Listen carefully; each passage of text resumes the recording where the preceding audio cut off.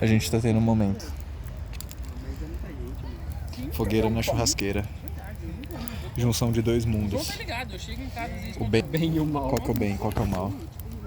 Só você pode dizer. Qual é o mal? Peraí. Lingardo Leviosa. Sai fogo, sai fogo. You can tell everybody. Go ahead and tell everybody. The man, I'm the man. Ai, caralho. I'm man.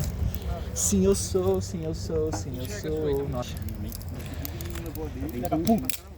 Caralho, saiu, pô. Calma lá, cara. A coisa não tá te atacando. Você que me perguntar, você que atacar. Eu tava vendo a natureza aqui. Ui, deu uma coceirinha na minha mão, hein? Você foi? Você deu uma coceirinha na minha mão. Depois gravou. Sabe como é, né? Eu sempre tô querendo te cutucar, né? Ixi, mano. Nós aí, velho. Tudo bem.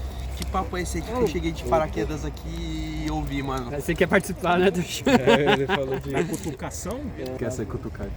Ixi, mano. Esse galera. Duvido que não. Você deu o monstro pelado, mano. Você não vai aguentar, velho. Começou.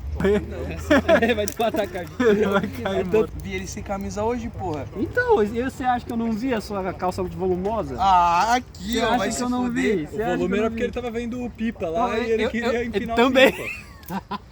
Não é, Ele viu o mano. moleque com pipa. Ficou com ele. Vazou.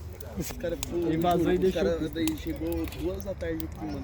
Ficou até 6. Ninguém empinava nada, mano. Os caras E são nem muito como ruins, conseguia velho. aquela porra, velho. Você precisava mostrar, né, cara? Não, eu devia perder, porra. Aí o moleque veio pedir ajuda de novo. A casa ali, mano.